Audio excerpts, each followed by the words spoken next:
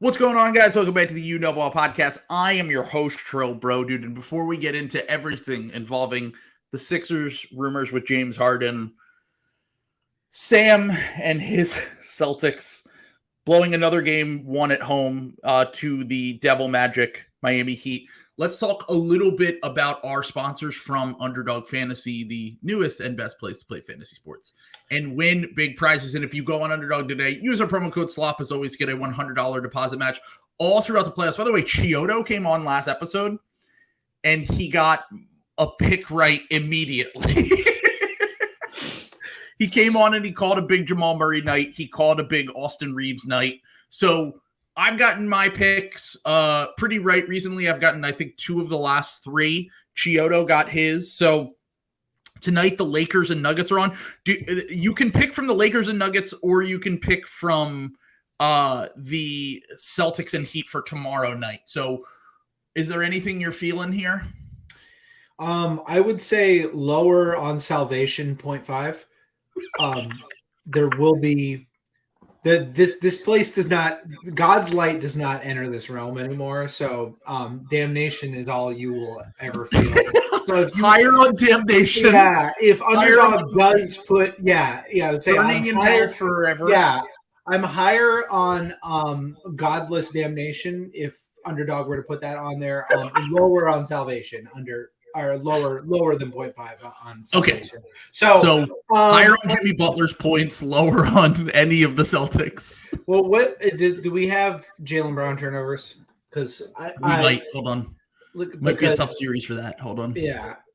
Because I was shocked at that turnovers. That down the stretch, the most important possessions of the game, with Marcus Smart and Jason Tatum and Malcolm Brogdon on the floor, Jaylen Brown was the one that was bringing it up the floor over and over. It was like point shaving. That is like I like Jaylen Brown. You literally said, as long as this doesn't happen. Yeah, you literally said that on the last episode. Yeah, I was like, how are you? This is the one thing you cannot do. Yes. But anyway, I'm getting ahead of myself. So we don't have turnovers. I mean, I think how about higher on Smart's rebounds and assists? I feel pretty good about that one. And especially, I mean, assists, he was fucking killing it in that first half last night. He had 11 assists in the first half. Yeah. And this is 9.5 for rebounds and assists combined. I think that they're going to go back to Smart running. Like, the offense looked great in the first half, and he was running the show. So, and even Jimmy Butler said after the game, if I were them, I would have let Marcus Smart run more offense. So there's that. And then anything for tonight or the Heat? Let's see. I feel like there's going to be a big for the Heat, actually. I don't know. I don't even know. Let's say Jimmy is due for a doo-doo game.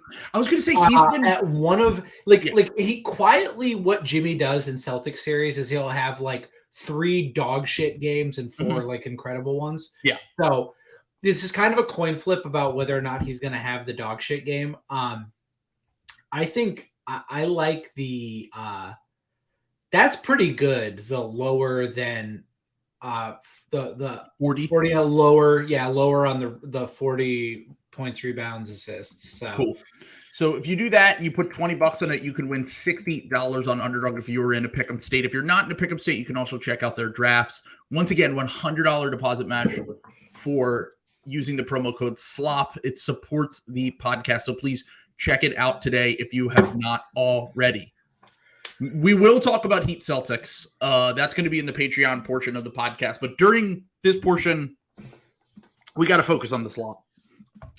It's slop, folks. It's slop. Eyes on the prize. Eyes on the prize. We're entering slop season. The NBA, the conference finals and the finals have faded into the background. And, the main event. The main event is here. Slop season. Slop season. And we've been getting whispers about coaches. We've been getting whispers about players and trades around the draft. And we're going to talk about some draft stuff later in the Patreon portion as well. But during the free section, we're going to talk about James Harden. And I have a list of destinations. So there are 3 teams that are probably going to be involved for James Harden this offseason. From everything, so it started, what I heard was Harden to Houston is a done deal a few days ago, especially after the Sixers lost. Since then, the Sixers have fired Doc Rivers, and there have been multiple reports, including one from Jake Fisher. Ramona Shelburne also suggested this in her reporting, that James Harden was the driving force behind Doc Rivers being fired. Now, I don't really think that's surprising. Doc Rivers and James Harden seemingly never really got along all that well. I think that they kind of tolerated each other more than anything. And it feels like they didn't really have a distinct understanding of what the role for James Harden was in the Sixers offense. So he's gone. Now the Sixers are looking towards a new head coach. Apparently it is not going to expand beyond the one that me and Mike talked about in the last list, which was basically every retread coach plus Sam Cassell. Those are going to be the candidates. It's going to be Monty Williams, Mike Budenholzer, Frank Vogel. By the way, coaches who have won finals recently. And as we talked about, it feels like there are probably too many scapegoat coaches, including Doc Rivers himself. But it sounds like between that and Mike D'Antoni possibly being interested, that Zach Lowe suggested that it might not be such a done deal now that the Sixers are making this all-in push to retain James Harden. So I have my destinations ranked on what makes the most sense for the team and for James Harden between Philly, Houston, and Phoenix, which is the new team that I suggested maybe 3 months ago when they said they were going to go after Kyrie. I thought Kyrie might have been a little bit redundant with Devin Booker as opposed to a playmaker and three-point shooter like James Harden on a team that needs playmaking and three-point shooting. So if you were a team or you were first off, if you were a team, you're not giving James Harden a 4-year deal, right? I mean, it depends on the circumstance. I mean, like, you're obviously not getting your money's worth if you do that, like the last 2 years are the cost of doing business. It's like the Chris Paul contract. When they signed Chris Paul to that contract, everybody knew, no, these last 2 are going to be dog shit. Like, yep. That's just like the price you pay for like getting that guy in the door. So, I think you probably are going to have to give him more guaranteed years than other teams, which I think is why the Rockets are higher up on the list, because they can afford to do that. Like, what do they care? They're gonna be dog shit. Like they can afford to like just have that money on the books for whatever reason. So I personally, if I were a team that like other things being equal, I'd probably offer James Harden like a 2+1 with a team option. And then if he said no to that, I'd be like, okay, fair enough, and move on. That will not happen. These teams are not going to do that. Some of them, someone's going to offer him more than that. And again, that's why I would think Houston is probably the leader in the clubhouse, because they have nothing to lose. They're not actually trying to win. So, well, they are trying to win, but to what level? Is it trying to win at the Phoenix Suns, Philadelphia 76ers level where they view themselves as championship contenders? No, it's to try to get to the play-in and get some profit for your team for the play-in or the playoffs if you get lucky. And they have now the 4th pick to work with. And my guess is that when Harden is taking these meetings, he's going to Houston. He'll probably go to Phoenix and he'll go to the Sixers and he will say, here is a list, especially with Houston, because Phoenix already has their core with Devin Booker and Kevin Durant. The Sixers have their core with Tyrese Maxey and Joel Embiid. I think he will probably have a list of players that he wants. He will go to the Rockets and say, use the young guys and the 4th pick to go get me this player, that player, whatever. Now, whether that's a player that's been floated around like Mikal Bridges or Jaylen Brown or whoever, we don't know yet. But those are the kind of players I think that the Rockets will have in mind when they are trying to shop around these packages around the NBA this offseason. Now, if the Celtics win the finals, this is all moot.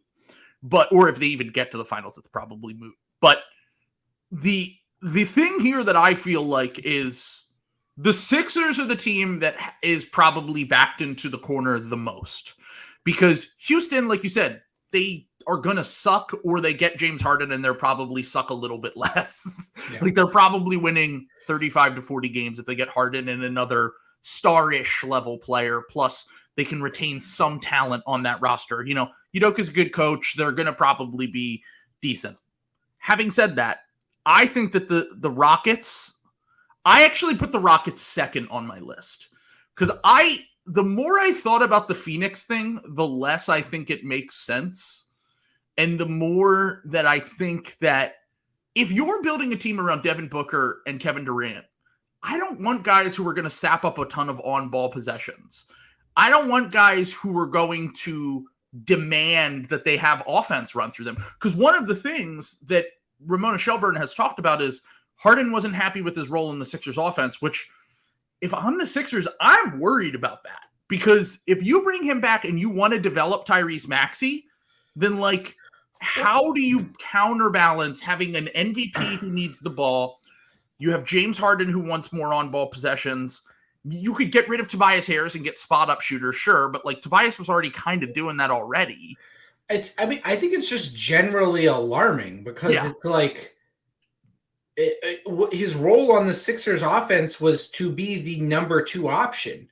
So the only direction that's going in is number 1 option, and he's not good enough to be a number 1 option anymore on a meaningfully good team, which again brings us back to Houston. So again, if that's his goal, and even then, like, I don't know, dude. Like, look, I know Jaylen Brown has his flaws, but like, outside of like the higher levels of the playoffs, like, I don't really think that running an offense through Jaylen would be pretty bad. Don't get me wrong, because he just doesn't have the playmaking impact. But like, in terms of like shot distribution, like Jaylen can take 15, 20 shots in a regular season game and be hyper efficient and like at least know his role to an extent. So like maybe Harden's looking more for a co-star rather than being the clear number 2 to Joel Embiid. Which makes a little bit of sense if you're trying to, you know, stat pad or do what Harden does. Not happening in Phoenix though. Sorry. Like, no, you're definitely not going to happen in Phoenix. And like, if I'm Phoenix, I'm looking at my roster and I'm saying, can I build a team that has basically what you built around the Houston Rockets or when James Harden and Chris Paul were there? Teams that like what the Celtics have done with their stars. Like, I don't want to build guys that need on-ball touches, guys that, you know, I want guys that are going to fight for loose balls and rebounds and shoot spot up threes and do things that role players do, defend the hell. They're going to need to put 3-point shooters, defenders, and guys that want to do the dirty work around them. Now, it's going to be hard to get those guys because they just don't have a ton of flexibility, but like, adding a third star like Kyrie or Harden to the mix just makes no sense to me when like you consider the direction that the NBA is moving in, which has been this slow grind to kind of more like a team-oriented kind of basketball.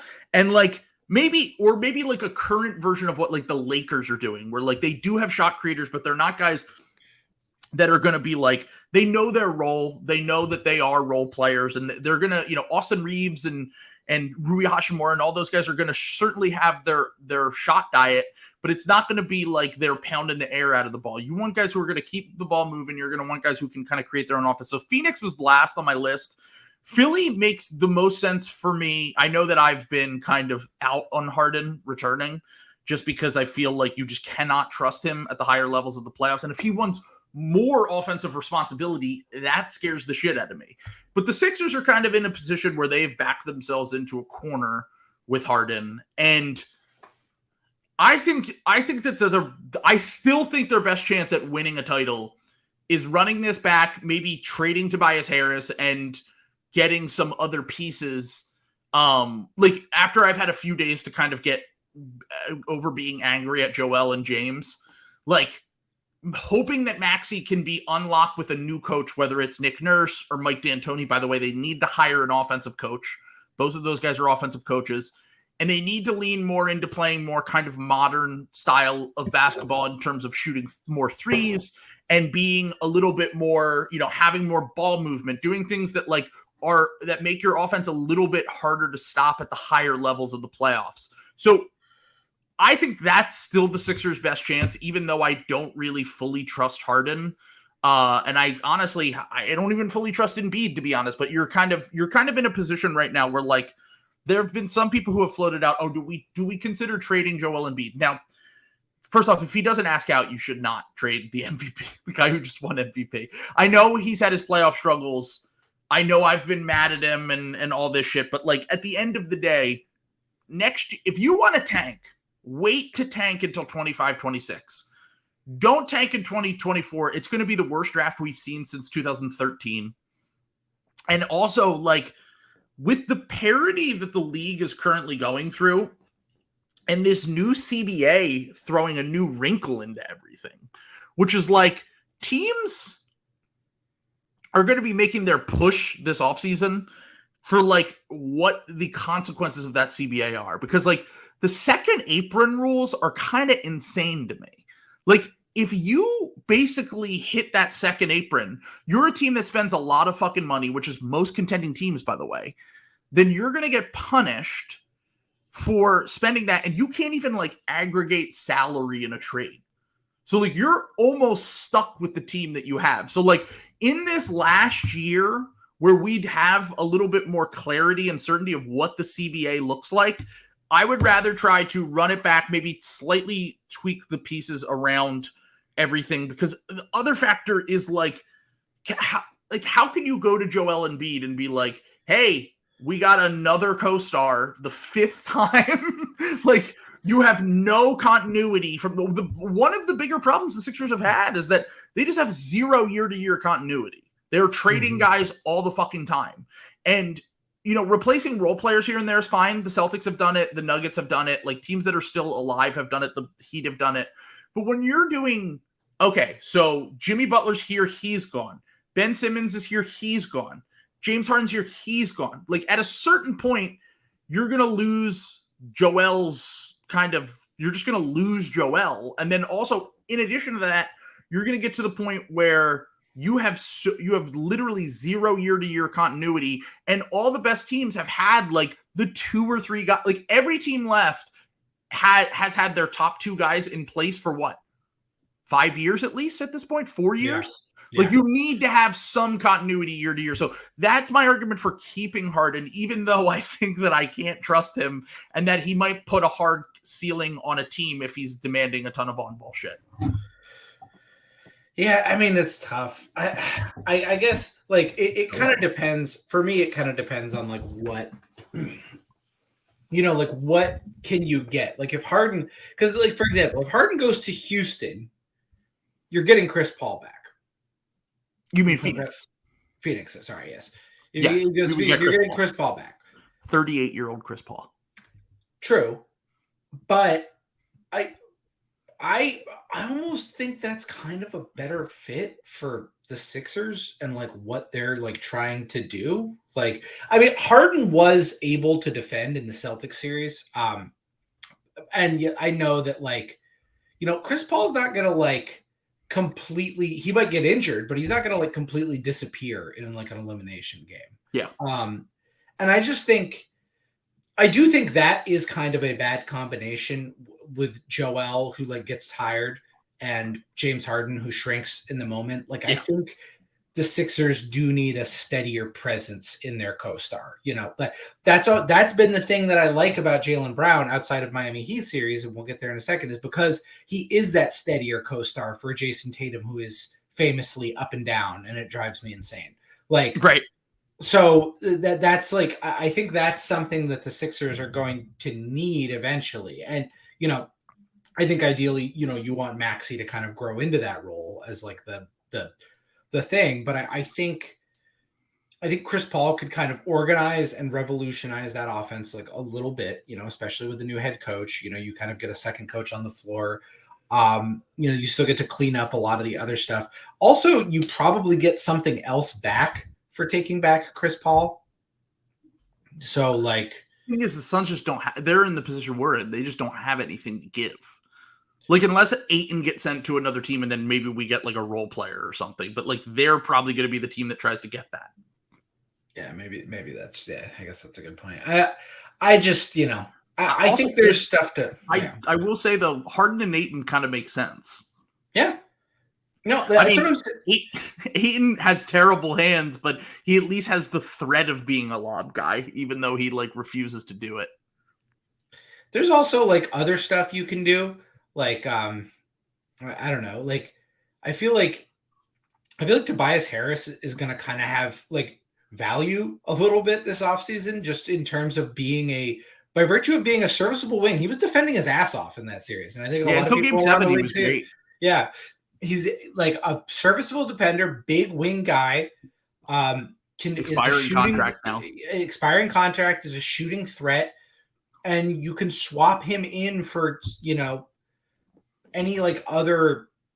There's enough big shitty contracts that are going to be moving around. You could kind of swap him in for something. Like if you wanted Jordan Poole, you could probably get Jordan Poole for Tobias Harris. That's insane. If you told me serious, we could get Jordan Poole for Tobias Harris, I would have been like, "What has happened in the last?" I'm serious. Punched in the face by a teammate. Yeah, but I totally think that's fair. I mean, I'm also like way lower on Jordan Poole than like. No, I don't think that you're wrong in terms of. I think that Golden State's probably going to want to save money long term. Yeah, but Tobias makes $38 million next year, which for a team that isn't in the tax is fine. But a team like Golden State that's going to be super over the tax, that's like your bill is going to be like $400 million again, and like I think that they'll probably look to dump Poole to like a team like the Magic or the Spurs if possible, so that they can if either of those teams are willing to take on the contract, and like maybe they get like a rotation player and a pick back or something. But like I know what the Spurs are doing. They're taking Chris Paul in the dump. So you think they're going to take Chris Paul because there are so many, the teams with cap space might get like real good players. Yes.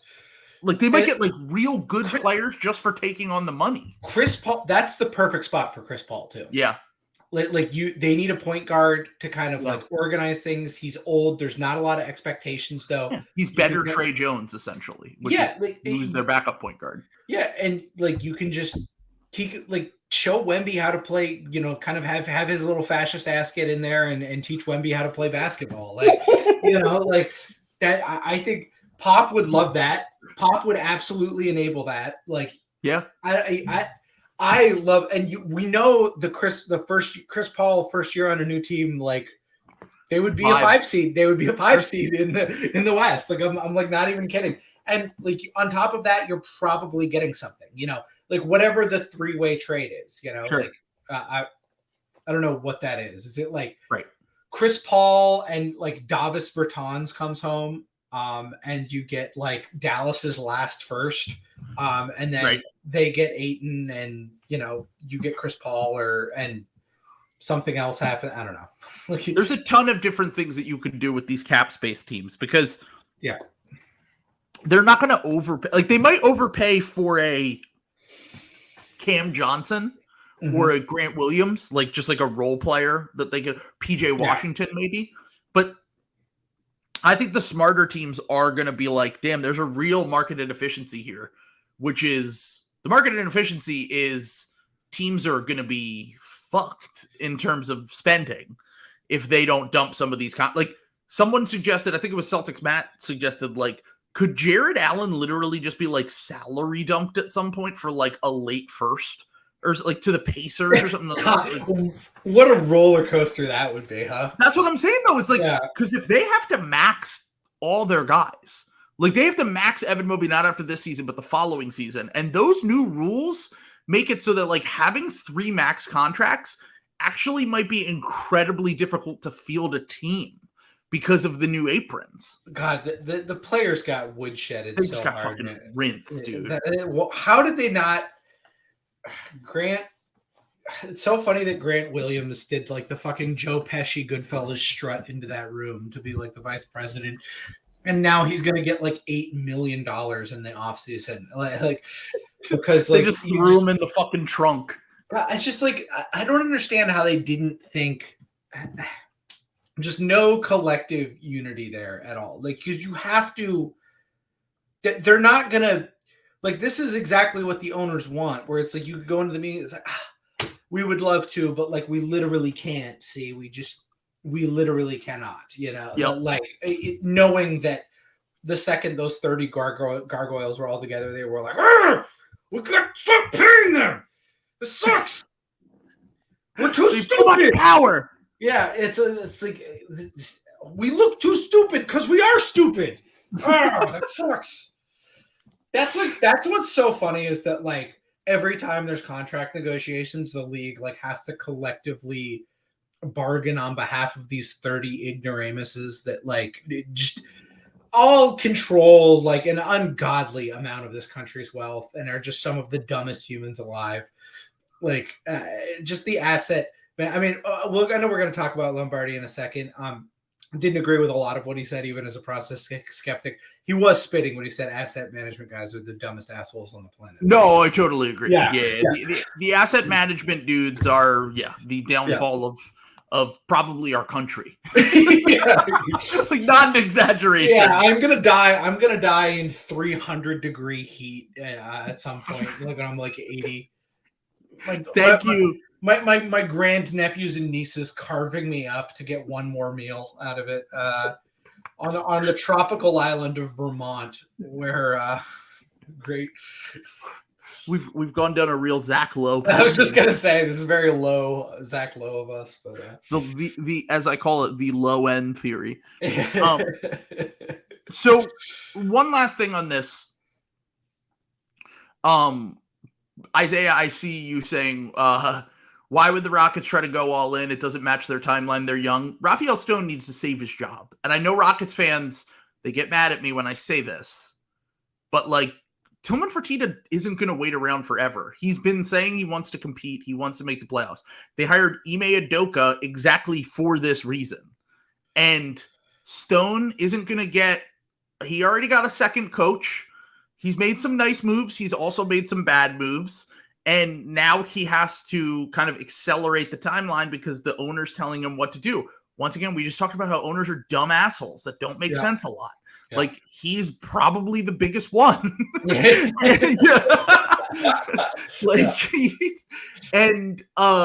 I agree. I would not trade my top 5 pick and sign James Harden, but that's what the owner wants, and that's what the owner's going to get.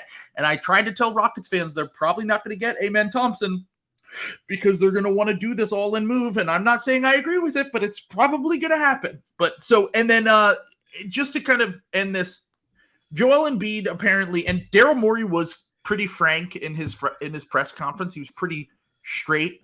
He said, Joel was upset over Doc being fired, which I get. I mean, he had a good relationship with Doc. I didn't think Doc should have been the fall guy, to be clear. I don't think that paying 2 coaches, especially because we're going to have to pay Nick Nurse or Mike D'Antoni a bunch of money, was the right move, because now I know ownership's going to be cheap about everything else, and they're not going to want to spend the taxpayer mid-level, and they're not going to want to do things that could help improve the roster, which I think is more important than who the coach is. You're a Sixers guy, right? Because I read that, and all I could think of was, you're just telling me this now for the first time. Wow, he was an amazing coach. Wow, Blue Jean baby. like that can't have surprised Joel. Like that can't have surprised him. Like, yeah, I first off. Yeah. He knew the implications of losing in the second round. Yeah. Woj is tweeting there will be major changes if they don't win. Like, this was out there for months and months. This was out there before the season, I feel like. Yes. And also, you know how you can save your coach's job? Winning game 6 at home against a team that was handing you it until Jason Tatum went Super Saiyan in the last 3 minutes of the game. So, like, and also apparently he was upset that they traded Thibault for McDaniels. And look, I understand why he was upset, because it was a cost-cutting move, which I didn't agree with. But I would have rather had both of them, was my thing. It's like you have multiple wing options. But at the same time, dude, we know Matisse Thybulle can't play in a Celtics series, dude. I mean, I said the same thing about George Niang, but we literally have evidence of Matisse Thybulle struggling in a Celtics series in the past, at a very minimum. And a lot of the reasons why is because it is kind of hard to build around a guy like Joel sometimes. And they, having said all that, they still had a chance to win that series at home in Game 6. So, like, part of me, from a human standpoint, I totally get it when, like, you like your boss or your coworkers or whatever, and they're gone. But from a you could have prevented this standpoint, I don't really feel bad. Like, win the series and everyone's still here, dude. Like, I don't know. I'm very much like, I feel as though this is the end of this next year or two, because it feels like those comments that are starting to get out here are already reaching, like, kind of pointing the finger everywhere. I just want to say real quick, I'm distancing myself from Trill's pronunciation of Saiyan a few minutes ago. Of what? You said Super Saiyan. It's Super Saiyan. This man does not watch anime. I don't. Yeah. Multiple people tweeted at me because I used an anime video one time as a reaction, and they were like, "You are not an anime guy." And then I was like, "No, I'm not at all." No. That's my role. That's why I'm in here. I apologize. I was gonna say the reason that I said Super Saiyan, did I say, instead of Super Saiyan? Yeah. I think that I've heard in a rap song a rapper change the pronunciation so that it rhymes with another thing, because rappers reference anime a lot. Oh yeah, I was gonna say that absolutely checks out. Yeah, 100%. Having a fun little pronunciation. Yeah. So ultimately, look, Sixers knew that this was coming, and it's going to affect Doc. It's going to affect Harden. What happens with that? I ultimately think that it probably ends in a reunion now. I've heard he wants to go back to Houston, and it was like a done deal. But I think that if the Sixers if they give him the money he wants, if they do everything possible to keep him and make him happy, if we hire Mike D'Antoni after all this, I might I got to start being like, Daryl, have a fucking original idea for once in your goddamn life. Stop getting every single Houston Rocket from 2018 on the team. But ultimately, I do think that this is going to have obviously a massive effect on the team moving forward. And we'll see. Joel has a month or two to see where he stands with the franchise. I don't think he's going to ask out this summer, but I wouldn't be shocked if he does in a year from now if the team doesn't do anything next year. But this is the end of the free portion. To hear the rest of this podcast, where we're going to talk Heat Celtics, we're also going to talk about that Michael Lombardi on Bill Simmons podcast that gave me brain cancer.